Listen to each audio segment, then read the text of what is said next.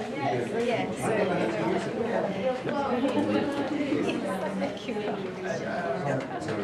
everybody. I know some of you already. I've just about met all of you, I think, in the last half hour. My name is James McDonald. This is a really exciting day for us because the Song Collectors Collective, which really we only set up about 2 years ago, it was an idea 2 years ago, became a reality in the last year. We have a website, which means we officially exist, and we can prove that we're doing stuff. And the Song Catchers Project, which is really the first project as such that we've set up as part of that, is now a reality because you are all sitting in front of me. And many of you have already gone out and started making recordings. To give you a bit of background, this is very much a grassroots organisation. We are, I mean, to say how many people we are is very difficult. There are 3 or 4 of us who are involved in a very kind of ongoing basis, day to day, as volunteers, unless we're kind of running a project like this, in which case we get to give up a bit of work and get paid to make this happen. We're very much involved because it's a personal interest. We're not ethnomusicologists, we're not trained people. I have been recording songs for about 7 years, mostly as a singer. I sing traditional Irish songs, so that was what got me involved. I wanted to record older singers, find songs that other singers didn't have, and also do my bit to help preserve that tradition. So finding old songs from people that are otherwise unknown to the world of music, learning those songs, sharing recordings of those songs. And many of you have similar interests. Some of you come from very different perspectives. They're all valid, they're all very interesting. We're all here pretty much doing the same thing, but with very different backgrounds. So the idea of the Song Catchers Project is to help empower you to do what it is you want to do, that whatever it might be that brings you here. We had our first conference just about this time last year, and we had lots of speakers who were talking about their different experiences as song collectors, and indeed we had some traditional singers who came along, and there was a huge amount of knowledge shared, and there was great enthusiasm that came out of that conference. What didn't hugely happen was we didn't get people coming forward saying they wanted to go out and make recordings. So this project hopefully will change that, and you guys will either continue the song collecting you're already doing with more confidence and competency, or you will be inspired to go out and start that journey of recording songs, recording singers, and hopefully, although this is not necessary, hopefully the recordings you make you will be happy to donate to the Song Collectors Collective for us to share on our website. We're not claiming ownership over anything you do. We're just here to help you with your own individual projects.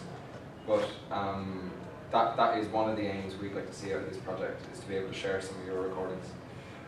The one thing I'd really like to, Kakia is going to speak. Kakia from the Endangered Languages Archive here at SOAS is going to speak for a while shortly, and then I'm going to open up to you guys to give very, very short introductions to your own projects.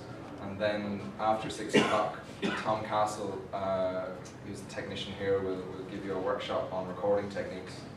But the one thing I would like to say is that, as well as pursuing the projects that you've identified in your applications to us, and that I've discussed with some of you more than others, you're developing those.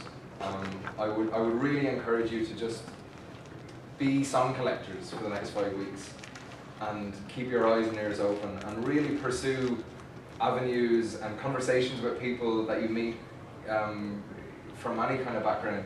And I was just saying earlier on, like, my blinkers are totally on for traditional Irish songs. The older the better, the rarer the better, the longer the better, more musical the better. But in a city like London, and most of you are based in London, there will be opportunities to meet people from all sorts of backgrounds, of all different ages, all different types of music, and you now have an excuse. You can officially say you're a song collector, at least for the next 5 weeks, and SOAS will back you up on that. And the Song Collectors Collective, which sounds like a huge kind of behemoth of an organization, you know, endorses you to have conversations with total strangers and ask strange questions and ask people to sing, which I think is something that, wouldn't it be wonderful if we could all just ask strangers to sing for us? And you'd be bloody surprised how many of them actually would, really, if you ask that question in the right way. And I think it's a wonderful way to get to know people, because songs, as you all know, are a huge part of our various aspects of our identities. And through songs I've certainly made great friends and learnt an awful lot. And I think over the next 5 weeks, you're gonna meet some very interesting people. You will have some amazing experiences, hear some wonderful stories, but you will definitely get more out of it if you put more into it and just go for it, and just really don't assume that people don't want to share those songs and those experiences with you, because they will gain from it as well. And do it your own way. You'll hear from lots of guest speakers over the next 5 weeks. And they'll tell you about their experiences. There is no way to do this. I mean, we're handing out packs here with lots of literature about, from ethnomusicological point of views, some very politically incorrect 100-year-old how to collect a folk song from a peasant type things. But it's really thought-provoking, because you know that language has changed in the last 100 years, and you know hopefully we're a bit more respectful about people from different ethnicities or social classes. But the same inspiration is there. There's the same valuation of the songs and appreciation that songs are universal and something to be shared. So I really look forward to hearing more about your own projects and seeing them develop. Before we maybe put you all in a circle to talk about your own projects, Kakia Chatsiou is the digital director of the digital content curator. Digital Almost. Content curator. Almost. So can I just ask you to give her a round of applause and welcome her. Thank you all.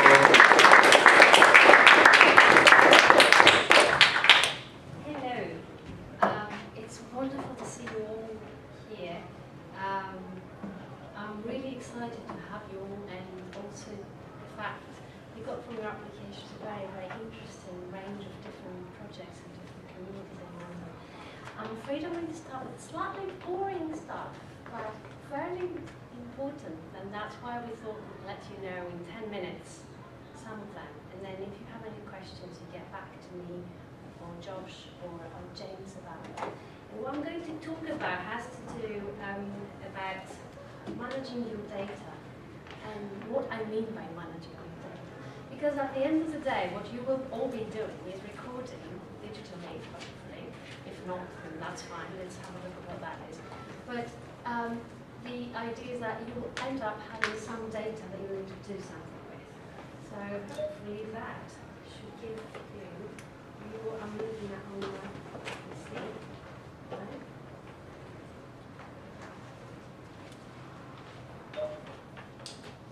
Well, try again. So what I'm doing in the archive, my role is called Digital Content Curator. In addition to my work there, I also give guidelines to depositors and people who are working with data about how to create the data and how to collect it. Right. So I'm just going to go through what I have in front of me, and I'll hope. So I had some nice pictures to show you, but I can draw something perhaps in the whiteboard. So throughout your projects, be it folk song collecting, be it data collecting, you'll be asked to create data, process them in some way. So you have to perhaps edit these audio files and do something with them. Then you'll need to store them somewhere, and then you will be asked to perhaps, if you wanted to, make what you've done known to other people, share it with other people, or share it with an archive and deposit it there. So there are some considerations there with respect to what is going what you're going to do. And then a very good question is, why should we really care? And the reason for that is that with language collecting, which is what I'm specializing in, or with any type of data collecting, your data will outlive you. So chances are that perhaps the lovely discovery you make in your projects, recording an elder speaker and singing a song, or recording a community singing songs, folk songs, might perhaps be something that would be unique in the future that no one else has ever done before. Or it might be the last remaining song for that particular community. So you need to make sure that when you work with that, you have certain principles in mind that have to do with the efficiency, the safety, and the quality of what you are collecting. So think of it as early as possible in what you do, and think about things around file management. So you'll end up having loads of dump files from an audio recorder and some random numbers. What do you do with that? How do you know what you collected when, and what is in what file is which folk song, which interaction, or which event? Think of what types of data you expect to generate during your project. So what is important? So will you be having mainly audio files? Will you be recording people using video cameras? So you need to think of different aspects, think of different types of data you'll be collecting. Will you be asking people for pictures? And then what can you do with them? Is it people's personal photos? Can you store them? Can you make a copy of them? Can you just look at them? For example, and it's just all questions I'm raising for you to think of during the course of your journey with the project. Of course, we can talk about ethical and issues and consent, and James and Josh have got the background in song collecting, will be telling you more about all of that. I can certainly share with you my expertise when it comes to endangered language collections and people collecting endangered language data. A very crucial issue has to do with copyright. Perhaps who owns the music you will be collecting? Is it whose songs are these, and what can you do with these? So again, these are all questions that we hope we will be addressing, and we would love your input and what you've experienced so far, what your thoughts are on these topics. And I'm going down to the slightly boring and practical things such as data storage. Where are you going to store it? How many copies? And there's the archivist in me talking about multiple backups. You need to have loads of data in multiple copies just in case something happens to it, just in case you forget your bag in the bus and you lose all your data in one go. Security as well, because I mean it might not be applicable in your cases, but I imagine working with a community whose folk songs are a secret. So you need to make sure that if that is the case, it's not, none of your projects are like that. But again, it's issues to consider about what it is that you're recording and what you can do with it. And in the case of when two of you work on the same project, I don't know if that's going to be the case, perhaps it will be the case, consider which one of you does what. Like, what's the role that each one of you will do? In each case, who's the person who will be taking the interview or recording? Who's the person who's going to look after the equipment? Just, again, thoughts for you to think about. So for file names, so for practical issues like file names, data, what you do with security of your data, we have included in your booklet a little data management, sort of like a printout of a guide. So I would encourage you to have a look at that as like not homework, but like when you go home, have a look at it, and then we will be around for the next couple of weeks, and then get back to us if something is unclear or if something seems funny or not applicable in what you're doing, or you haven't thought about it and you would like to talk to us more about it. I had some things like preservation-friendly formats. Again, me and the guys from the archive are we know what we're doing. We've been dealing with formats because we have archives. So get back to us and talk to us and ask us questions. We'll have questions.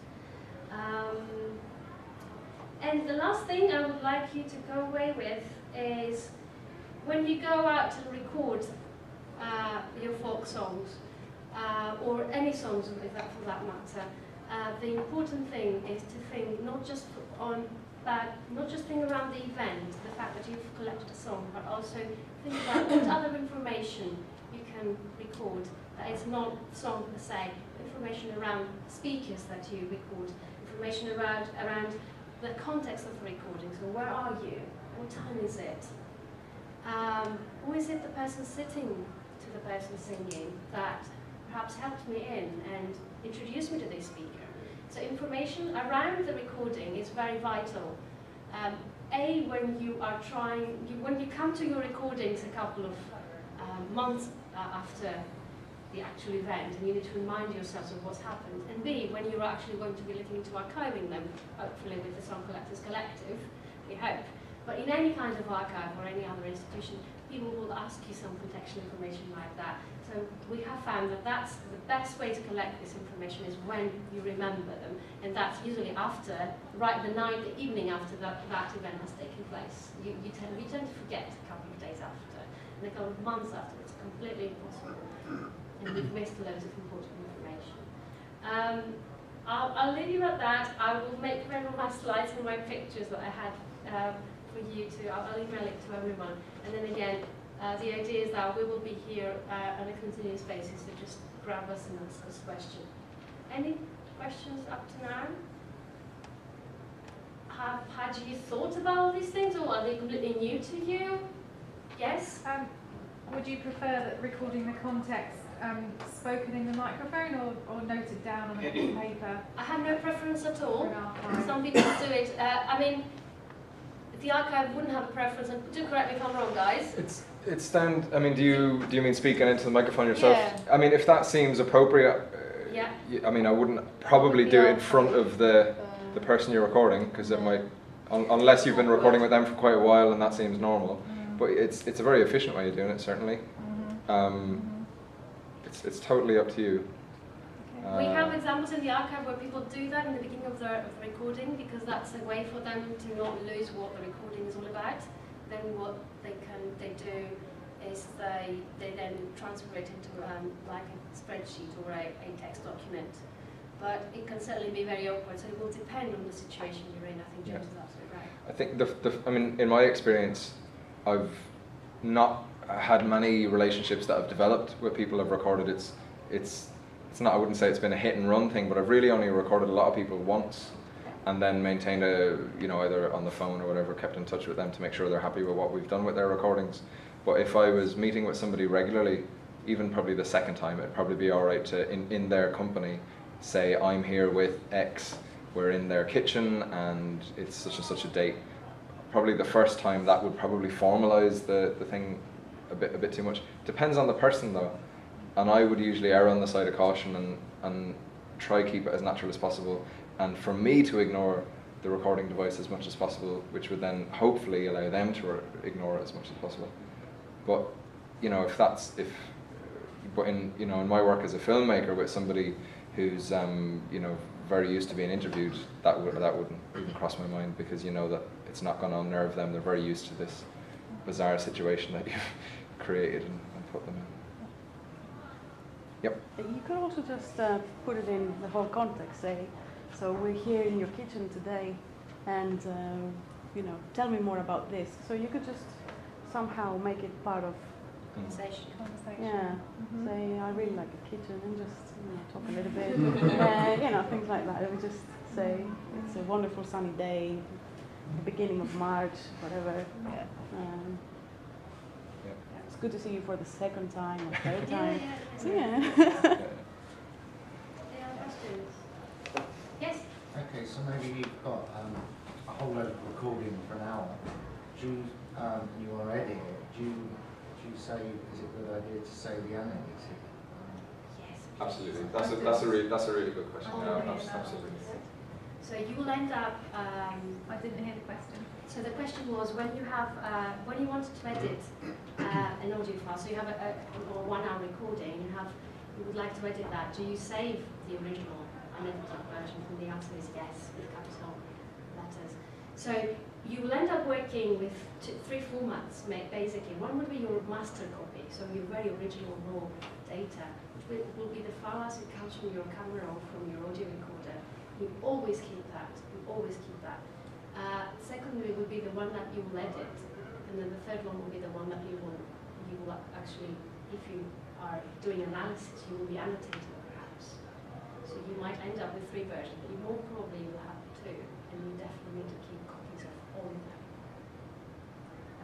And the guys can also please interrupt me in sharing experience, but the idea is that even with edited copies, you might end up having multiple copies. So you would edit a copy of, so suppose you do a major change, you might end up having loads of multiple versions of that edited copy as well. And you know, the editor should not become God. There might be something, you know, if I was to take an hour-long recording you've made with somebody, what I find interesting in that as an editor, 10 years time or just to somebody else on that day, there might be something else they're interested in it. What's really important though is that the understanding you would have with the person you're recording is that the entire thing is not going to be shared in whatever public way, but that, you know, you're interested in certain sections. And particularly if they say, oh, I shouldn't have said that, or oh God, don't include that, or don't do anything with that, that's taken into account. Or if, you know, that you're kind of policing that as well. So, I mean, God, people gossip every 10 minutes in natural conversation. They'll mention a name and it would be very inappropriate. You know, common sense dictates that across any culture, I would imagine, not to include that. And they might not even realise they've said that. So it's, you know, there's an onus on the publisher to be aware of that kind of stuff, even if the person you're recording is. So you're not saying delete it, you're saying don't share it. Yeah. Don't publish it. What is done is sometimes recordings are redacted, which means those little bits where something personal or whatever is beeped out of it, a tone is supposed to be put over it. I don't know how you do that. It seems like a faff. But what we would do is just take that into account, or if need be on an index, make a note that something that shouldn't be published was said.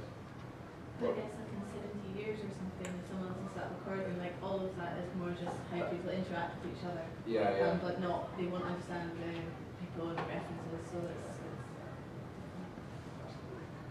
Are there any other questions at the moment? What I'm really interested to do is just allow us to get a sense of who we all are, because I know loads about lots of you now, but you don't know much about each other, and I really want to encourage us to learn as much from each other as much as possible.